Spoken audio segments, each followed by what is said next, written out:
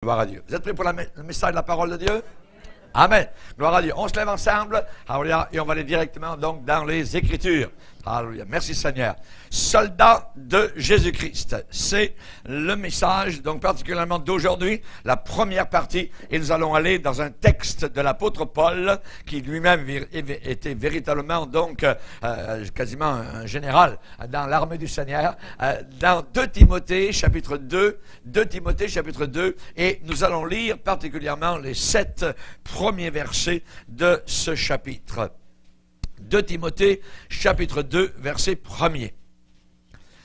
Paul dit, « Toi donc, mon enfant, fortifie-toi dans la grâce qui est en Jésus-Christ. Et ce que tu as entendu de moi, en présence de beaucoup de témoins, confie-le à des hommes fidèles qui soient capables, qui ont la capacité de l'enseigner aussi à d'autres. Souffre avec moi comme un bon soldat de Jésus-Christ. Il n'est pas de soldat qui s'embarrasse des affaires de la vie s'il veut plaire à celui qui l'a enrôlé. Et l'athlète n'est pas couronné s'il n'a pas combattu, s'il n'a pas couru, s'il n'a pas combattu suivant les règles du stade. Il faut que le laboureur travaille avant de recueillir les fruits.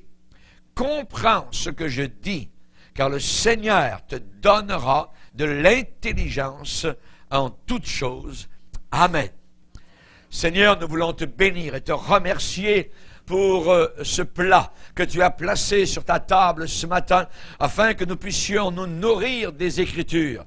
Tu es un Dieu merveilleux, Seigneur, et tu nous as donné comme nourriture à nous les chrétiens, l'Écriture. L'Écriture pour nourriture. Merci, Seigneur, pour cette pensée que tu nous donnes aujourd'hui, particulièrement sur la bataille de la fin des temps, la bataille du soldat chrétien. Aide-nous à comprendre ce qu'est véritablement le soldat de Jésus-Christ dans ces derniers jours. Aide-nous à bien nous battre. Aide-nous à remporter des victoires sur l'ennemi, Seigneur, car ta parole nous enseigne que nous sommes plus que vainqueurs par celui qui nous fortifie.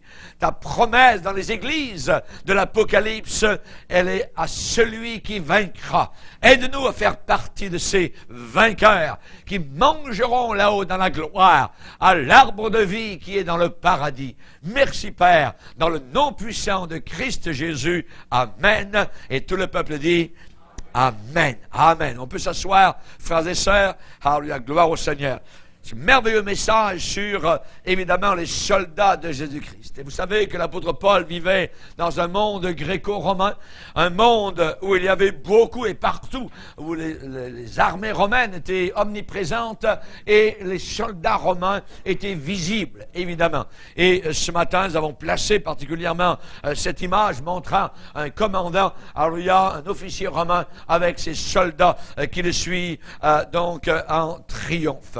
Et peut-être que l'apôtre Paul regardait la marche, évidemment, des troupes de Rome lorsqu'il a écrit ces paroles à Timothée. « Souffre avec moi comme un bon soldat de Jésus-Christ. » On ne nous demande pas d'être des soldats. On nous demande d'être de bons soldats. C'est bien différent.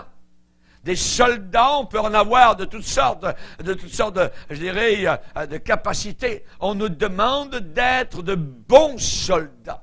Des soldats, nous allons le voir ce matin, aujourd'hui, on va voir 4 choses concernant les soldats de Jésus-Christ. Et Paul a regardé ces soldats romains avec leurs casques, avec leurs boucliers. Il les a regardés parader peut-être dans la ville de Rome. Quel spectacle! spectacle merveilleux, les boucliers qui brillaient sous le soleil de Rome, les flèches étincelantes, les épées, évidemment les lances, tout ça, ces fiers soldats de l'armée impériale romaine, en train de marcher en formation, en train de marcher, je dirais, en ordre, et de passer sous les arches de triomphe lorsqu'ils revenaient des campagnes aux quatre coins du monde connu de l'époque. Ils revenaient dans leur capitale avec évidemment du butin, avec des esclaves, avec des conquêtes. Et évidemment, peut-être que Paul à Rome a vu des spectacles semblables. Évidemment, ces Romains-là revenaient de victoire sur des champs de bataille lointains. Et peut-être que le Saint-Esprit est venu à ce moment-là et a parlé doucement à l'apôtre Paul. Et lui a dit, toi aussi, Paul, tu n'es pas un soldat de Rome, mais tu es un soldat de Jésus-Christ.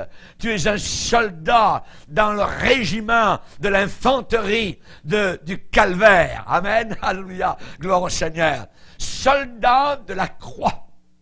Soldat de la croix. Vous savez que durant la Deuxième Guerre mondiale, il y avait deux classes de soldats.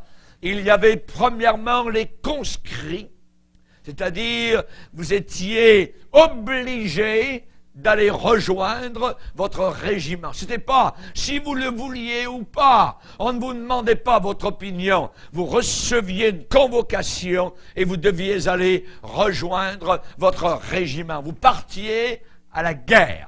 C'était la première sorte de soldats. Et il y avait aussi une autre catégorie, c'était les volontaires. Ceux qui, d'eux-mêmes, voulaient, se portaient volontaires pour vaincre l'ennemi, au risque de donner leur vie entière pour les libertés du monde qui, à cette époque-là, était appelé le monde libre. Les conscrits et les volontaires. On sait que Josué est arrivé lui aussi devant son peuple un jour et a dit « Choisissez qui vous voulez servir. » C'est un choix personnel. Choisissez qui vous voulez servir. Si vous voulez servir les dieux des nations, les dieux des païens, allez-y. Mais il a dit « Moi et ma maison, nous servirons l'Éternel. » Josué avait choisi d'être un soldat du Seigneur. Alléluia. Les volontaires sont ceux qui veulent, voyez, ceux qui décident d'eux-mêmes. Ils choisissent exactement comme ce matin vous avez choisi la couleur de votre robe ou de votre chemise. On choisit de suivre le Seigneur ou de ne pas le suivre. C'est un choix personnel. Rappelons-nous, Jésus a dit, je me tiens à la porte et je frappe. Si quelqu'un entend ma voix et ouvre, eh bien, j'entrerai et je souperai avec lui. Si quelqu'un entend et ouvre, on peut entendre et ne pas ouvrir. On peut entendre et ouvrir. C'est un choix personnel. Un choix tout à fait personnel. La parole de Dieu montre très clairement que dans l'armée de Jésus-Christ, il n'y a pas de conscrits. Ça n'existe pas. Il n'y a personne qui est obligé, qui est forcé, qui a, je dirais, le bras tordu dans le dos par le Seigneur pour le suivre. Jamais de la vie ça n'existe. Jésus a bien dit, si quelqu'un veut venir après moi. Donc, il y a une volonté personnelle. Et le Seigneur va nous laisser toujours libres. Je suis libre de le suivre ou de ne pas le suivre ou le servir. Le Seigneur dit, quiconque veut peut venir. Quiconque veut, que celui qui veut prenne de l'eau de la vie gratuitement. Quelle chose merveilleuse qu'un volontaire. Un volontaire, voyez, c'est merveilleux d'être volontaire. Venant de toutes les couches de la société, les hommes répondent à l'appel du devoir. L'appel du devoir. Le pays, la nation est en danger et les hommes se portent volontaires pour prendre les armes. Quand les familles, quand le pays est menacé par l'ennemi, ça veut dire quoi? Ça veut dire quitter. Quitter l'embrassade de l'épouse chérie, quitter ses propres enfants, quitter ses amis, quitter nos familles, voyez, qui sont menacés par l'ennemi pour aller se battre pour eux, voyez. Ça veut dire quitter les bien-aimés, les laisser derrière. Ça veut dire quitter nos ambitions personnelles, nos plans personnels que nous avions eus peut-être dans le passé. Mais maintenant, il y a quelque chose de primordial devant nous, c'est qu'il faut aller se battre. Et je peux être volontaire si je le veux. Et pour beaucoup, ça implique de payer le sacrifice suprême qui sera de mourir peut-être à la guerre. Il y a eu des grandes batailles dans la guerre. Vous voyez, il y a eu, durant la Deuxième Guerre mondiale, la fameuse bataille du Mont Cassino, vous voyez, en Italie, où les Allemands ont résisté de façon inimaginable à la montée, donc, des forces alliées qui arrivaient par le sud par la Sicile et ensuite par le sud de l'Italie. Les Allemands ont résisté. À Cassino, il y a des hommes qui ont donné littéralement leur vie entière. Le débarquement en Normandie, combien d'hommes et de femmes du Canada particulièrement, ont donné leur vie pour nos libertés actuelles, sont partis, ont quitté les rivages du Canada pour aller là-bas, pour aller se battre et refouler les nazis. Pourquoi? Parce que les libertés du monde libre étaient menacées par les nazis. Chers amis, cela est quelque chose de merveilleux, un volontaire, appelé à être un soldat. Nous sommes appelés non pas à un pique-nique dans l'Église de Dieu. Nous sommes appelés à être des soldats. Job, au chapitre 7, va dire le sort de l'homme sur la terre. Le sort de l'homme, le destin de l'homme sur la terre, c'est celui d'un soldat. C'est celui d'un soldat. Votre sort, votre destin, c'est celui d'un soldat. Et l'apôtre Paul lui-même a écrit à Timothée et il a écrit sur l'appel d'un soldat de la croix. Chers amis, il y a encore une plus grande cause, il y a une plus grande raison que nos foyers, que nos familles, que notre pays. On est appelé à s'enrôler, à s'engager littéralement, à s'impliquer totalement, all out, littéralement, dans le service de Jésus-Christ. Et l'apôtre Paul, évidemment, se souvenait très bien du jour où il s'appelait encore Saul de Tarse, et sur le chemin de Damas, dans la poussière, cette route en Syrie, il avait dit oui, lorsque Jésus-Christ l'a appelé. À l'appel du Seigneur. Il s'est relevé, tremblant, littéralement. Il shakeait dans tout son cœur. La Bible dit qu'il était saisi d'effroi. Et il a posé la question vers celui qui lui était apparu du haut du ciel, qui s'appelait Jésus-Christ, qu'il persécutait à l'époque. Et il avait dit au Seigneur, « Seigneur, que veux-tu que je fasse?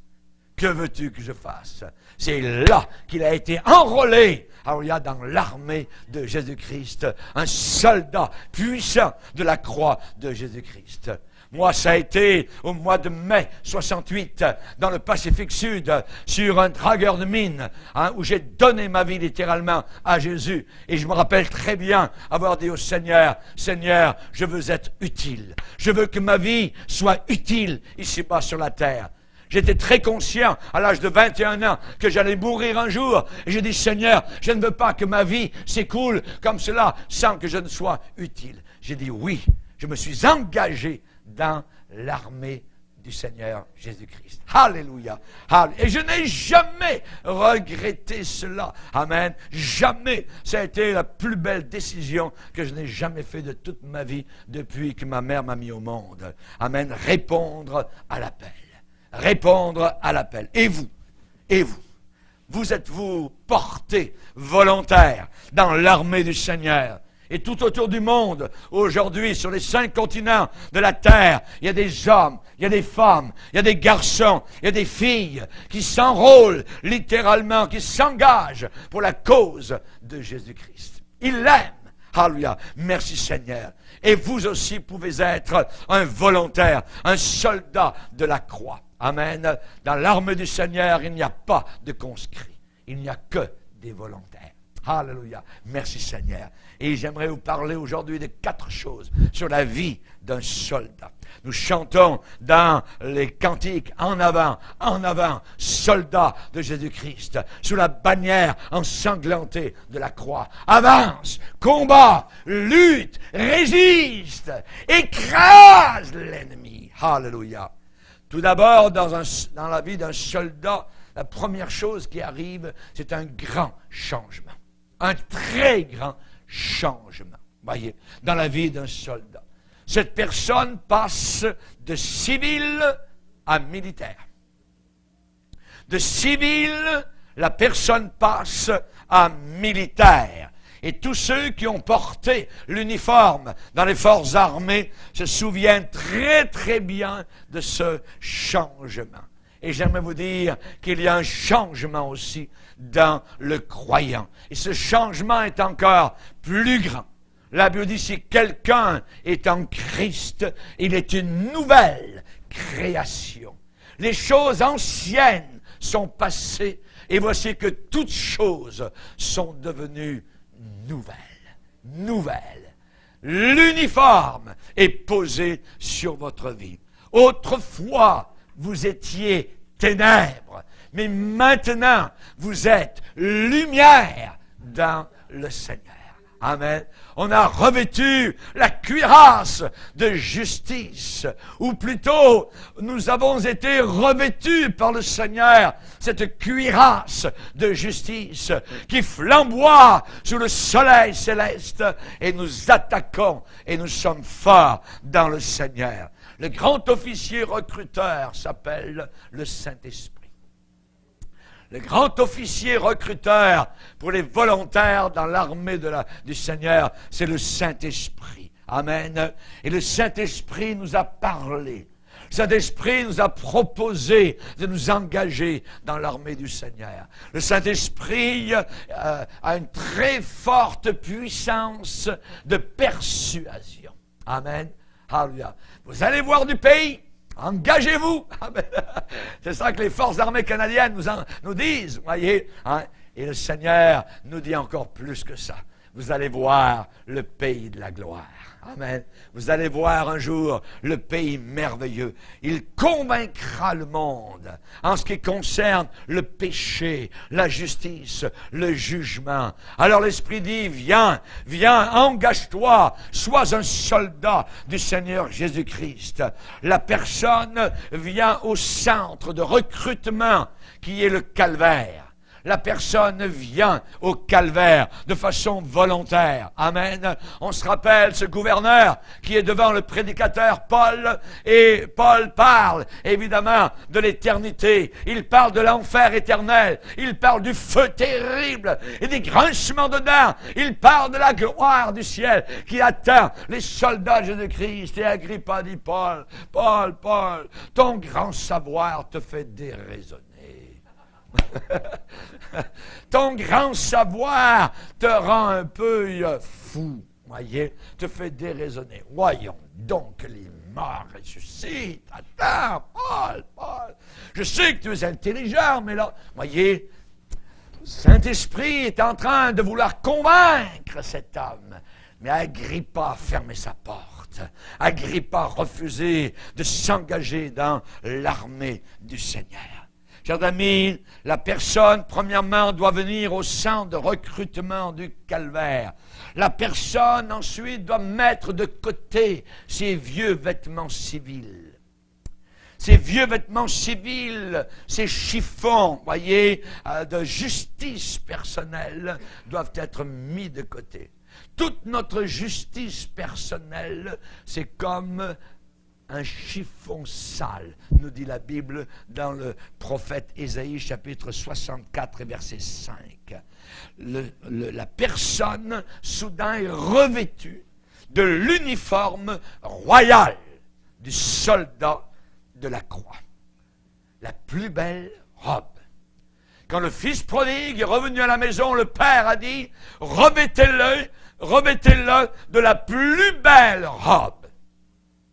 Quand on vient à Jésus-Christ, au centre de recrutement, on prend nos vieux habits, voyez, et le recruteur, le Saint-Esprit, touc, il envoie ça à la poubelle. Voyez?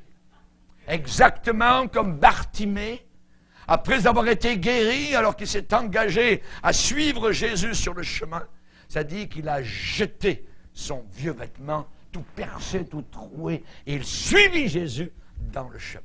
Amen. Hallelujah, gloire au Seigneur. Vous comprenez la pensée, amen, ce matin, gloire au Seigneur. Notre engagement, hallelujah, doit venir du Seigneur. Le Seigneur nous propose de s'engager dans son armée. Il se propose, voyez, et on sait que dans Ésaïe 61, il est écrit « Je me réjouirai en l'Éternel, il m'a revêtu du vêtement du salut. » Le vêtement du salut est un revêtement. Il m'a couvert du manteau de la délivrance. De la délivrance. Merci Seigneur. Et l'apôtre Paul va parler de cela, la même chose en disant la cuirasse de la justice. Revêtez-vous de la cuirasse de la justice. Merci Seigneur. Amen.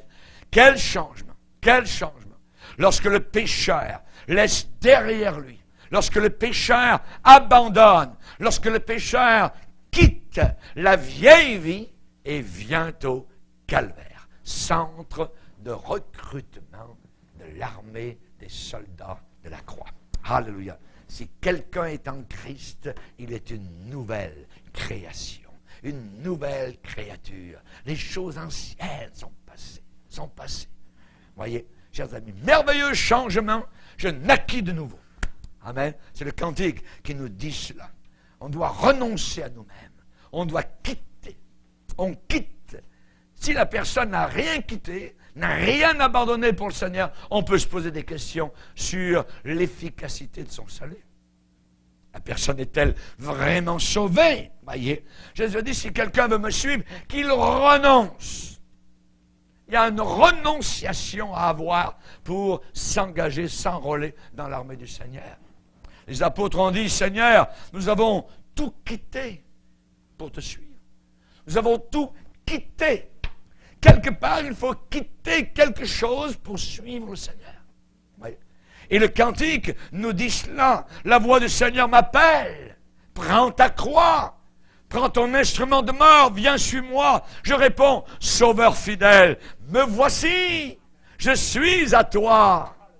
Je suis à toi. Jusqu'au bout, je veux te suivre. Dans les bons, les mauvais jours, à toi pour mourir ou vivre. À toi, Jésus, pour toujours. Il faut quitter ce qu'on aime. Il faut savoir être mal jugé, mal évalué.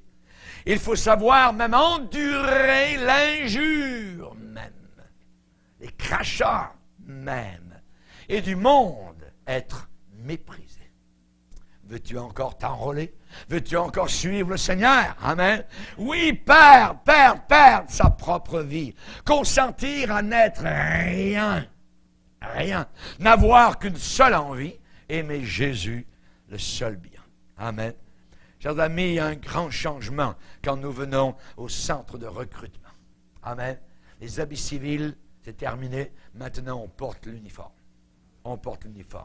Le soldat est mis à part. La soldate, amen, au féminin, parce que ça existe, est mise à part. Et Paul va dire à Timothée, il n'est pas de soldat qui s'embarrasse des affaires de la vie, s'il veut plaire à celui qui l'a enrôlé. Donc, il n'est pas de soldat, de bon soldat, évidemment, qui s'embarrasse des affaires de la vie. Amen. Plaire. Nous ne voulons pas plaire au monde. Nous voulons plaire au Seigneur. Ça veut dire lui être agréable, voyez. Plaire à celui qui l'a enrôlé. Nous sommes enrôlés, amen, dans l'armée du Seigneur. Plaire à celui qui l'a choisi pour être un soldat. Et il y a une ligne de démarcation, je dirais une frontière très claire entre un civil et un soldat. vous voyez dans un magasin un soldat, c'est visible, l'uniforme. Voyez, vous dites, oh, c'est un soldat. Pourquoi? C'est l'uniforme qui vous le dit. Voyez, l'uniforme vous dit, il y a un très grand changement donc entre un civil et un soldat. Et de même, il y a une division, il y a une ligne de séparation, une démarcation, une frontière tracée entre un pécheur et un croyant en Jésus-Christ. Il y a une frontière qui est tracée là. La Bible dit que si on ne voit pas cette séparation aujourd'hui, on la verra un jour. Parce que le Seigneur un jour sera assis sur son trône et toutes les nations seront devant lui et il séparera les brebis d'avec les boucs.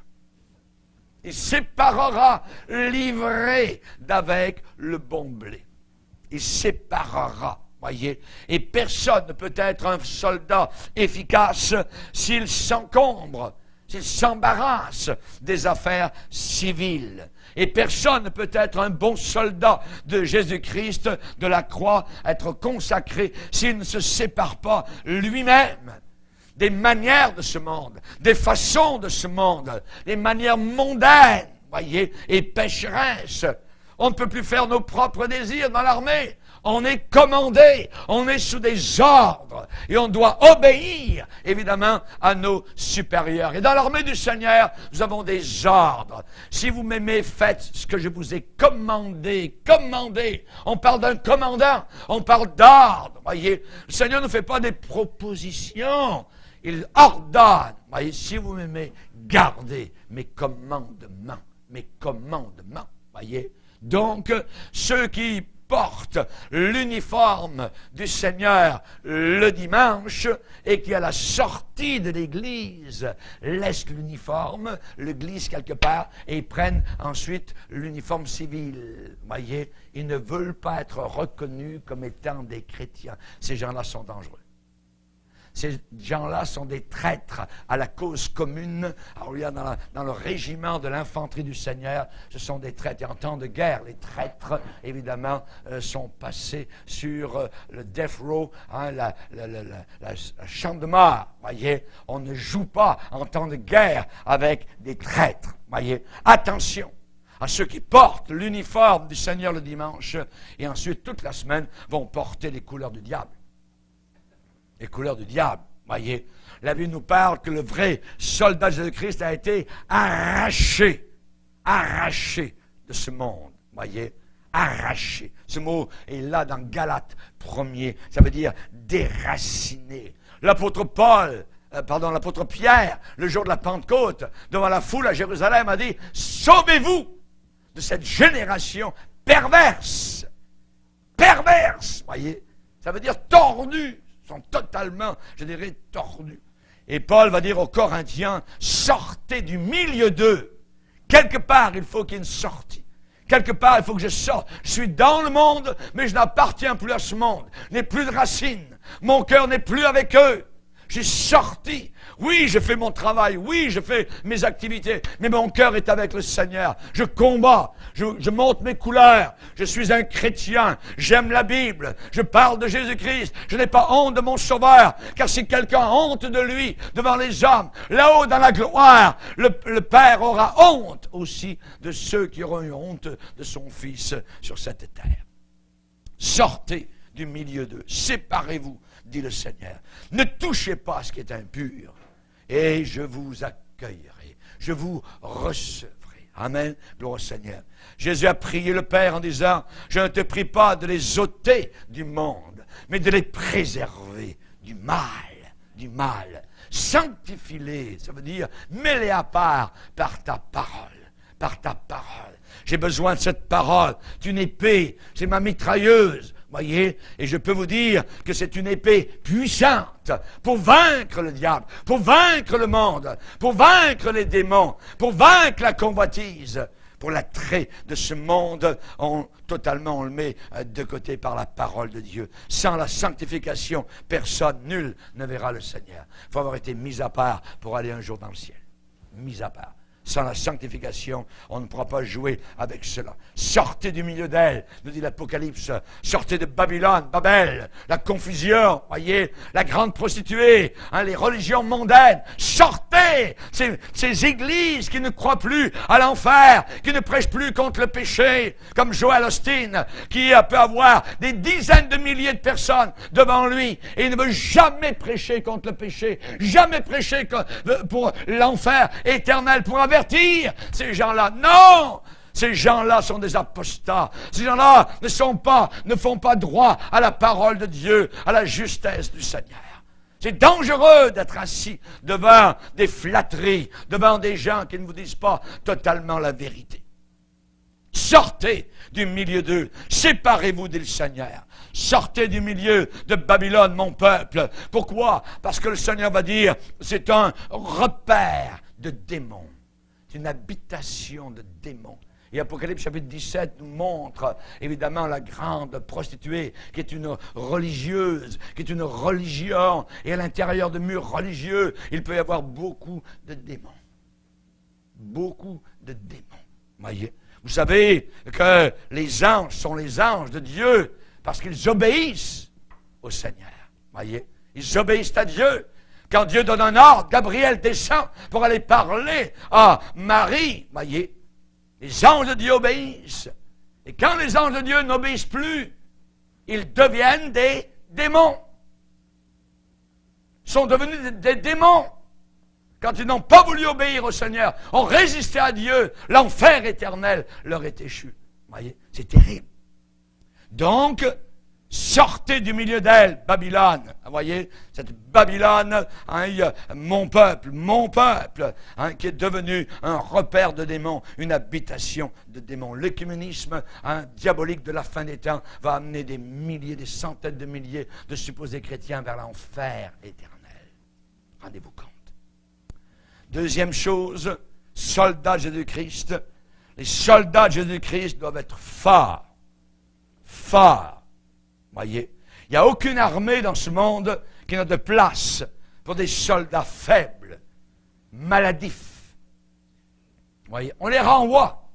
Voyez, on les renvoie, on ne les veut pas. Toute armée du monde veut des soldats forts. Voyez. Et Paul va dire à Timothée, toi donc, mon enfant, mon fils, fortifie-toi. Ça veut dire, sois fort dans la grâce qui est en Jésus-Christ. Dans la grâce qui est en Jésus-Christ. Vous savez qu'aujourd'hui, beaucoup de chrétiens souffrent.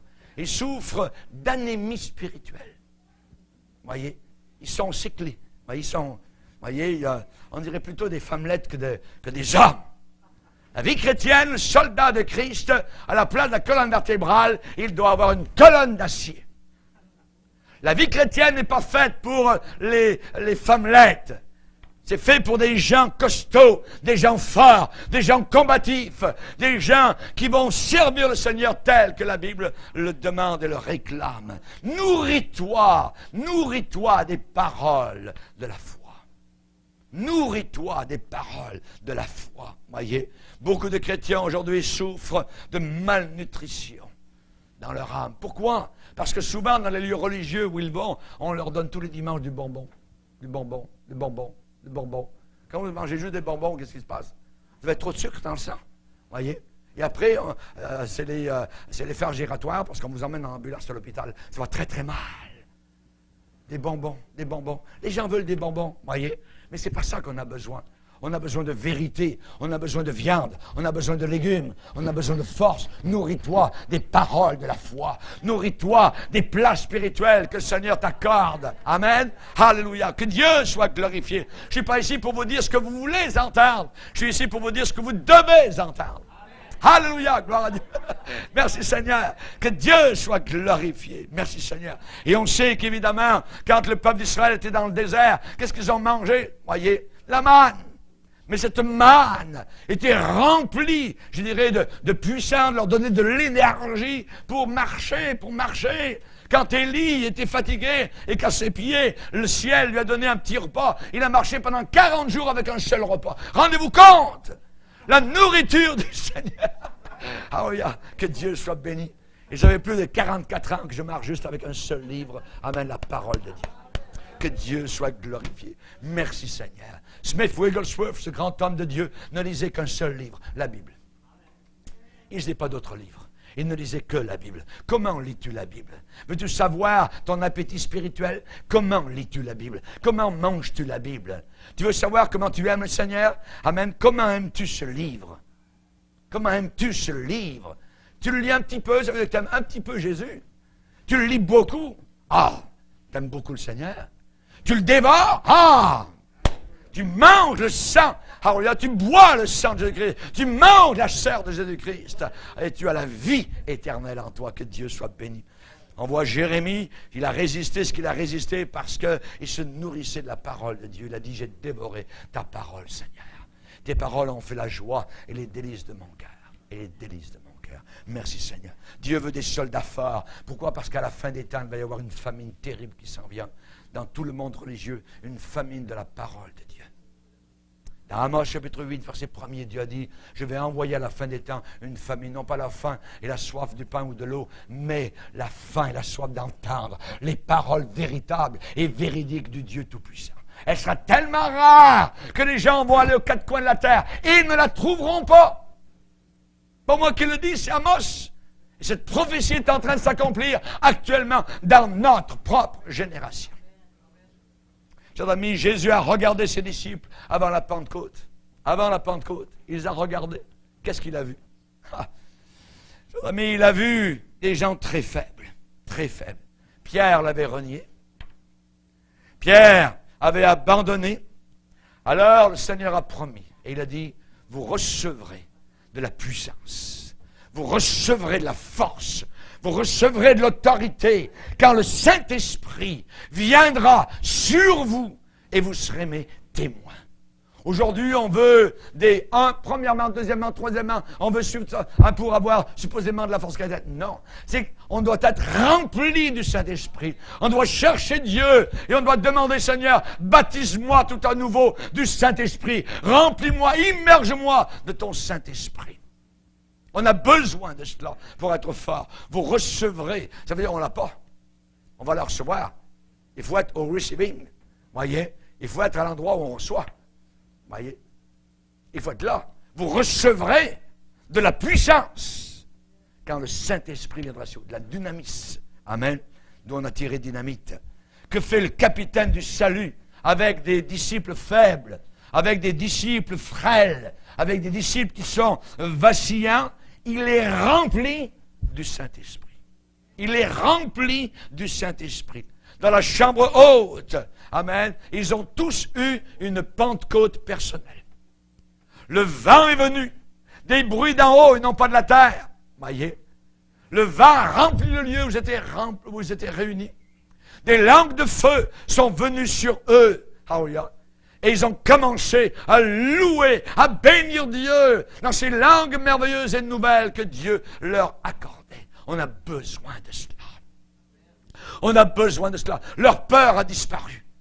Soudain, ils n'avaient plus peur des gens religieux. Ils n'avaient plus peur de qui que ce soit. Ils étaient remplis du Saint-Esprit. On les mettait en prison. Les anges ouvraient les prisons. Et les anges disaient, allez sur la place publique, annoncez la parole de Dieu telle qu'elle doit être annoncée. Alléluia. Merci Seigneur. Que Dieu soit béni. Amen. Nous devons affermir notre vocation et notre élection. Et en faisant cela, nous ne broncherons jamais. Affermir, ça veut dire rendre ferme. Il ne faut pas que ça branle dans le manche. Il ne faut pas que ça soit à peu près. Il faut que ce soit bien, je dirais, affermi, solide. Notre vie chrétienne, est quelque chose de merveilleux, quelque chose de solide, quelque chose de véridique. Et on sait que l'apôtre Pierre a écrit sa première épître avec un seul but, en disant, c'est pour vous exhorter et vous attester que la grâce de Dieu à laquelle vous êtes attachés, c'est la véritable. Le diable vient toujours par des doutes. Voyez? Et Pierre, la parole de Dieu est toujours là pour nous réaffermir, pour nous encourager, nous dire ce que tu crois. Chrétien, chrétienne, combattant, dans l'armée du Seigneur, c'est la vraie chose. Tu es dans la vérité en Jésus-Christ, ton Sauveur. Alléluia, merci Seigneur. Et ces chrétiens qui ont été remplis, baptisés du Saint-Esprit, ont eu un impact dynamique. Dynamique. La Bible dit, ton Dieu ordonne. Qu'est-ce qu'il ordonne? Il ordonne que tu sois fort. Et Dieu donne ce qu'il leur donne. Dieu donne ce qu'il leur donne. Moi, je ne l'ai pas. Voyez, nous ne l'avons pas. Personne ne l'a parce que ça vient d'en haut. Tout don parfait descend d'en haut, du Père des Lumières, chez lequel il n'y a ni changement, ni ombre de variation. Alléluia. Merci Seigneur. Que Dieu soit glorifié. Et cette expérience a fait une différence tellement dynamique que plus tard, on a dit sur les disciples à leur sujet, ces hommes qui ont bouleversé le monde. Pour bouleverser le monde, il faut qu'il y ait une puissance qui bouleverse, qui renverse. Une sorte de bulldozer, voyez.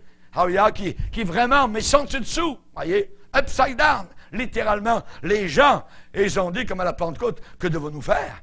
Pourquoi? Parce qu'ils étaient remplis, les prédicateurs, les chrétiens étaient remplis du Saint-Esprit, et les choses devenaient si évidentes qu'ils n'avaient qu'à se repentir et accepter Jésus-Christ comme sauveur. Alléluia. Merci Seigneur. Ces hommes qui ont bouleversé le monde. Prenez courage, a dit le Seigneur. J'ai vaincu le monde. Le monde entier a été vaincu par Jésus-Christ. Quand j'ai été rempli du Saint-Esprit, baptisé du Saint-Esprit en octobre 1968, je suis retourné après la réunion à bord sur mon dragueur de mine. Et là, c'était merveilleux. J'ai parlé à tout le monde de Jésus. Tout le bateau a entendu parler, évidemment, de Jésus. Bouleversé, on était hackés, mais il semblait que le bateau bougeait d'un côté et de l'autre. J'étais avec un ami, mon frère Lolo, et j'ai dit, viens Lolo, moi j'étais intendant de bord. J'ai dit, viens dans mon bureau en haut, au pont supérieur. Et là, on va avoir un temps de prière. On va parler dans ces langues merveilleuses au Seigneur. On veut l'adorer. Et on s'est mis tous les deux à genoux, là, et on a loué le Seigneur, on a béni le Seigneur, on a adoré Dieu. Et soudain, à la porte du bureau qui était fermée, soudain, les autres marins sont montés. Ils ont dit, hey, qu'est-ce que c'est? Qu'est-ce qui se passe ici? Et ainsi de suite, voyez. Ils étaient tout bouleversés, évidemment, par les choses qu'on leur avait dit en bas, dans la cafétéria, et ensuite, en haut, ils nous entendaient, évidemment, louer le Seigneur dans ces langues nouvelles. Le commandant de bord est arrivé, voyez. Il est arrivé, on était OK, et l'après-midi, il y avait toujours une réunion en plein air, où on témoignait, je dirais, directement donc sur la place publique du Seigneur Jésus-Christ. Et quand j'étais évidemment à terre, voyez. Et le commandant de bord m'a réprimandé. Il m'a réprimandé sur la Lorientaise et dit, Quartier Maître Chef Bourgier, qu'est-ce qui se passe?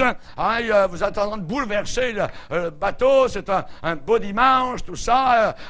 Et ceux qui sont pas en ville sont tout à fait complètement bouleversés. Vous parlez bien trop de vos convictions personnelles religieuses. Et de savoir rude, cet officier de bord m'a dit, ce genre de prédication doit s'arrêter. Ça doit s'arrêter. Ici, ce n'est pas une église. Ici, c'est la marine. Vous voyez? Moi, je me suis souvenu de l'apôtre Pierre dans Actes chapitre 4, devant le Sanhédrin à Jérusalem. Voyez, quand Pierre avait été menacé, averti de ne plus parler, ne plus prêcher Jésus-Christ. Et évidemment, Pierre avait répondu, nous ne pouvons pas ne pas parler de ce que nous avons vu et entendu.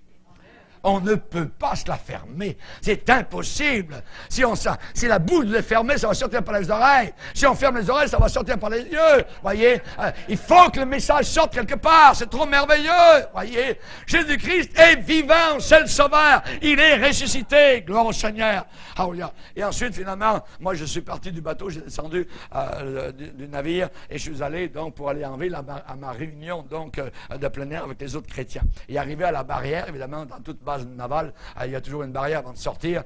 Donc, et là, la guérite, particulièrement, donc, l'officier qui était de garde avait déjà été averti par l'autre officier qui lui avait téléphoné. Le gars qui s'en vient, attention, là, c'est un gars, il a fait des troubles sur la Lorientaise, il a parlé de son Jésus, tout ça, tout le monde. Les gars sont tous bouleversés, ainsi de suite, vous voyez. Arrivé à la barrière était fermée. Elle était par terre, vous voyez. Fermée. Alors, moi, je vais au poste de la guérite. Et le gars qui est à la guérite, l'officier qui est là, il dit, c'est quoi là-bas ce brouhaha sur la Lorientaise, là, sur le navire qui est là, qu'est-ce qui se passe, tout ça, sur le dragueur de mine, hein? Mais le feu était là dans mon âme, le feu brûlait, voyez. J'ai regardé, je venais juste d'être baptisé de Saint-Esprit, juste une couple d'heures à l'avance, voyez. Et j'ai regardé cet autre officier dans les yeux, et il dit, monsieur, puis-je vous poser une question personnelle? Oui, pas de problème, laquelle? J'étais un peu surpris, tout ça. Et je dis, est-ce que vous avez déjà accepté dans votre cœur Jésus-Christ comme votre sauveur personnel? Sa mâchoire, est tombée, voyez. Et il m'a regardé comme... il est devenu pâle, ensuite il a rougi. Tout d'un coup, il ne savait plus, évidemment. Il dit, moi, je ne suis pas ici pour que vous me parliez, voyez. Et il a ouvert la porte et je suis passé. Et je suis allé en ville et on a témoigné avec les autres frères et sœurs, regarde, devant les gens qui étaient là, de Jésus-Christ, notre Sauveur Jésus-Christ. On chantait quelques cantiques et ensuite, les uns et les autres donnaient leur témoignage devant les gens qui étaient là, donc, de ce qui s'était passé dans leur vie personnelle. Merci Seigneur. Amen. Gloire au Seigneur. La puissance de la chambre haute, la puissance de la Pentecôte, vous serez mes témoins. Vous serez mes témoins. Amen. Gloire au Seigneur. Et c'est ça qui va faire de nous des soldats forts. Le Saint-Esprit. Ce n'est pas par la force humaine, ce n'est pas par la psychologie humaine, ce n'est pas par des cours particuliers que vous allez recevoir. Ça vient du Saint-Esprit. Il faut chercher le puissant baptême dans le Saint-Esprit. Amen. Gloire au Seigneur. Et ça va nous aider à être de bons témoins. Vous recevrez, amen, de la puissance. À quel moment? Quand le Saint-Esprit viendra et vous serez mes témoins. Vous serez mes témoins. On voit que à Samarie, lorsqu'il y a eu beaucoup de convertis, rappelez-vous, Philippe avait prêché. La première chose que Philippe a fait venir, c'est Pierre et Jean de Jérusalem pour que ces nouveaux convertis soient baptisés dans le Saint-Esprit, parce que le Saint-Esprit n'était tombé sur aucun d'eux. Ils avaient seulement été baptisés dans l'eau, hein, au nom de Jésus, mais ils n'avaient pas été baptisés dans le Saint-Esprit. Et aujourd'hui, on a besoin, dès qu'on est sauvé, d'être rempli tout de suite du Saint-Esprit. Du Saint-Esprit. Cela est très, très important. Paul arrive à Éphèse, il trouve une douzaine de personnes qui ont accepté le Seigneur Jésus. Et Paul, la première question est, avez-vous reçu le Saint-Esprit quand vous avez cru? Hein, on n'a pas été baptisé du Saint-Esprit, on n'a pas entendu parler de ça. Ok, parfait. Paul leur a parlé du baptême dans le Saint-Esprit. Et les 12 ont été baptisés dans le Saint-Esprit. Merci Seigneur. Je me rappelle d'une réunion en France, à Brive. À Roya, c'était une réunion où les gens étaient venus particulièrement pour recevoir le baptême du Saint-Esprit. Cet après-midi-là, 30 ont reçu le baptême du Saint-Esprit, en une réunion. Vous voyez? Amen. Bon Seigneur. On pense que c'est vraiment extraordinaire. Non, Dieu veut le donner. Dieu veut l'accorder. Et comment est-ce qu'on le sait? Le moment où la personne commence à parler en langue, c'est là qu'on sait que la personne est baptisée dans le Saint-Esprit. C'est là qu'on le sait. Vous voyez? Et c'est la raison pour laquelle, chez Corneille, les chrétiens qui étaient venus avec l'apôtre Pierre ont su que le Saint-Esprit était tombé sur eux parce qu'ils les entendaient parler en langue et glorifier le Seigneur. Alléluia. Merci Seigneur. Que Dieu soit béni. Amen. Mais tragiquement, nous vivons aujourd'hui une époque où les païens ont plus de langues que les chrétiens. Vous voyez? Amen. La longueur de langue des païens est bien plus longue, évidemment, que celle des chrétiens. On a besoin de parler, de dire, vous voyez. Et chaque fois dans les actes des apôtres, les anges sont venus vers les disciples. Allez, parlez, dites les paroles de cette vie qui est en Jésus-Christ. Cette vie merveilleuse qui est dans le Seigneur Jésus-Christ. Le remplissage du Saint-Esprit fait de nous des témoins pleins de force, pleins d'assurance. Les gens religieux, quand ils virent l'assurance de Pierre et de Jean, furent étonnés. L'assurance, il savait de quoi il parlait. L'homme religieux, il ne sait pas. Peut-être bien que oui, peut-être bien que non. Ils sont comme les Bretons, voyez. Peut-être bien que oui, peut-être bien que non, voyez. Mais les vrais chrétiens remplis du Saint-Esprit sont pleins d'assurance. Ils savent, ils connaissent. Amen. Ils sont des témoins puissants du Seigneur Jésus-Christ. Ils sont des soldats forts de la croix. C'est David qui dit, le Seigneur me donne la force du buffle. Vous avez vu ces buffles, voyez, buffalo, voyez, dans les plaines, voyez, des États-Unis, ils me donnent la force de buffle, amen. On ne dirait pas qu'ils ont peur, amen, en train de foncer. Alors regarde, le Seigneur nous a donné non seulement les armes défensives de la justice, mais aussi les armes offensive de la justice. Amen. Baissons notre tête et prions le Seigneur. Alléluia. Seigneur, nous voulons te bénir. Nous voulons être de bons soldats, Seigneur. Et nous voulons dire encore, Seigneur, avec le cantique, honneur aux vaillants, honneur aux braves, honneur aux soldats du Seigneur, qui même chargés d'entraves, luttent dans tous les lieux. Oui, Seigneur, donne-nous, Seigneur, un cœur libre, un cœur fort. Tu nous as promis la couronne qui viendra à notre mort. Quand se moque de nous ou qu'on nous immole, nous voulons rester fermes jusqu'au bout. Merci, Seigneur, nous ne plierons jamais le genou devant l'idole. Nous voulons rester debout. Merci, Seigneur, de joindre à notre cœur l'amour, le courage, Seigneur. Nous voulons être de nobles combattants dans la boue des rues, Seigneur. Même si le monde nous outrage, merci, Seigneur. Même si on oublie notre nom, merci si on oublie nos combats, Seigneur, n'a pas d'importance. Merci pour notre foi qui ne périra jamais. C'est toi, Seigneur, qui nous donne un cœur libre, un cœur fort. C'est toi, Seigneur, qui nous promet des couronnes quand viendra la mort. Merci, Seigneur. Dans le nom de Jésus ce matin, réunis tes enfants sous ton aile, afin de nouveau de nous remplir de ton merveilleux Saint-Esprit, afin de guérir les corps malades, afin de renouveler les pensées, Seigneur, et que nous puissions être enrôlés, Seigneur, derrière ton cheval blanc. Quand nous reviendrons, Seigneur, nous reviendrons à Armageddon, Seigneur. Tu seras devant nous sur le grand cheval blanc, et sur ta cuisse sera écrit Roi des rois, Seigneur des seigneurs. Alléluia! Nous anéantirons même jusqu'à l'Antichrist et toutes les armées du monde seront vaincues. Merci pour Apocalypse chapitre 19. À toi soit toute la gloire, Père. Amen.